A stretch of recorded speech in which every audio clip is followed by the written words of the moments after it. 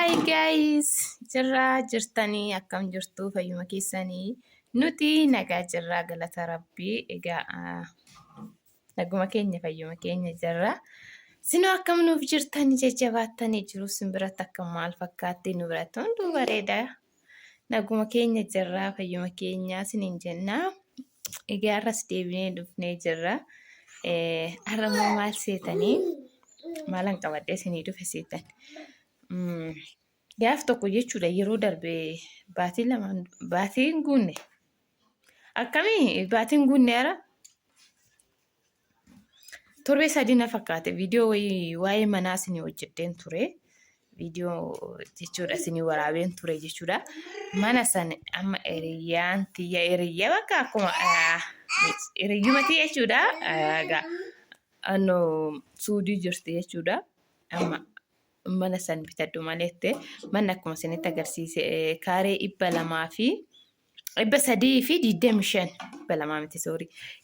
325 kaaree 325 jechuudha. Manni baay'ee tokko guddaadha. Lafti jechuudha. Lafti biyaansi ammayyuu saarbisiiwwan 20 waliin ijaarsisa jechuudha argitanii jirtan. Namni baay'ee lafuma san wajjin gurguramu mana bichaa naan jettanii yeroo sani lachuu olumarratti jechuudha. Olumarratti amma manni suni arra guyyaan ga'ee gurguramee jira jechuudha. Arra bitaa fi jirra mucayyoo jechuudha. Baga gammaddee boleetti keenya atun beekta maqaa keessi yaa'uun barbaadummaadha. Suudi Arabiyaa jiraatti baga gammaddee manni keetis kinoo maatiin ufanii jiranii wanni hundumtuu arra.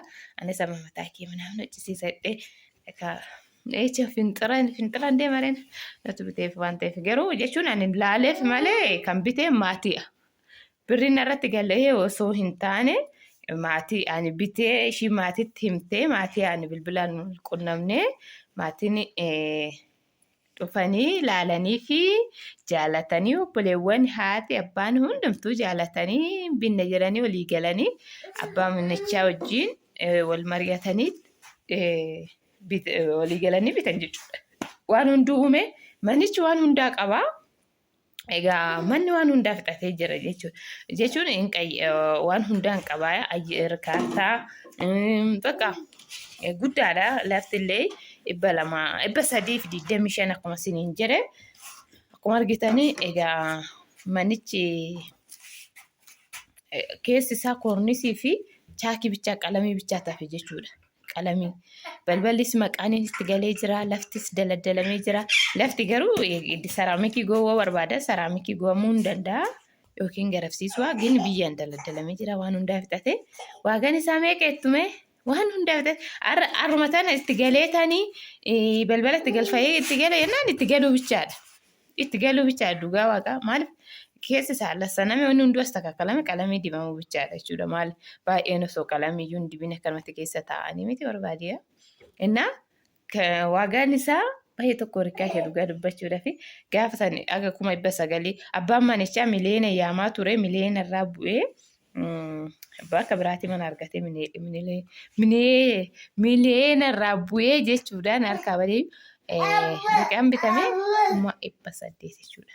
800 binnee jechuudha. Manicha immoo kinoo kanuma in argitanii viidiyoo irratti itti isinii seessisna viidiyoo. Baay'ee warri bitachuu barbaadan ammas manni hin jira. Manni gaarii kan bakka kaartaa qabu kan hin qabne sin jira. Warri bitachuu barbaadan koottaa.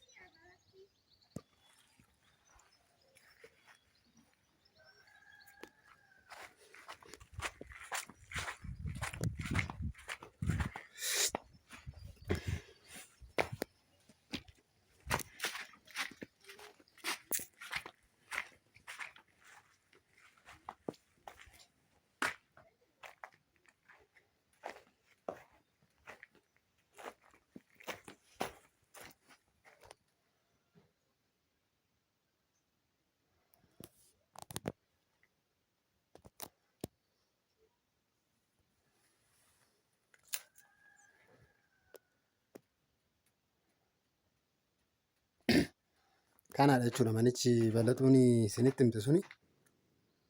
Kana manyita beetii fi saalooniidha. Kuni mana hirriba keessummaa yookaan immoo mana hirriba daa'immanii kan jedhamu san ta'a. Inni garanaatti argitan kun immoo mana saaloonii manyita beetiidha. Kuni guddichi kun saalooniidha. Kuni saalooniidha. Gibbichi immoo hagana jechuudha guddinni isaa. Haalli guddinaa kana. Yaa'u namni baay'een mana xixiqqaa ijaaree ganaa kan ijaaru hedduus baay'inaan jira. Kana fakkaata jechuudha iddoonis. Kana fakkaata. Manichi immoo kana jechuudha. Manni diizaayinii ofii kan eeggatti baay'ee bareedduudha.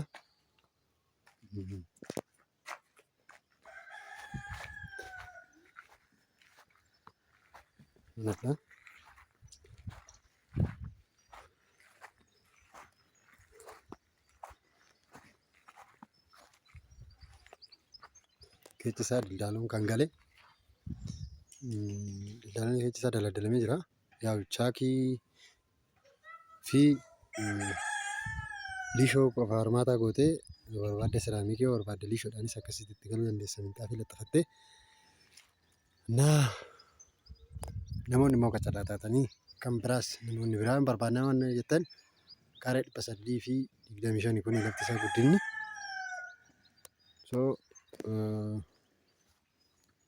Hin barbaadame jechuudha gara hundaanuu. Akkuma qabu namoonni barbaadan manneen biraas jira. Kuni iddoo manni kun itti argamudha.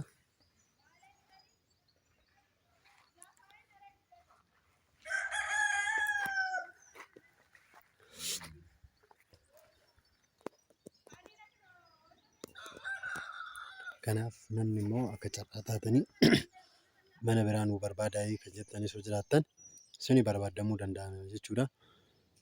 Kanaaf ani maatii keessan kaasuudha. Kanaaf warroonni akka carraa taatanii mana biraa jiraayii iddoo kanaan alatti iddoo biraattis jira namoonni jettanii jira. Gandoota baay'ee keessa jira. Kuni ganda 12 jedhama. Magaalaa Asallaa keessaa kuni ganda 12 jala jira. Ganda 8 isin jira. Ganda 11 isin jira. Iddoo isin barbaadanitti barbaadamee argamuu danda'a jechuudha. Manni guuteera waan ta'eef.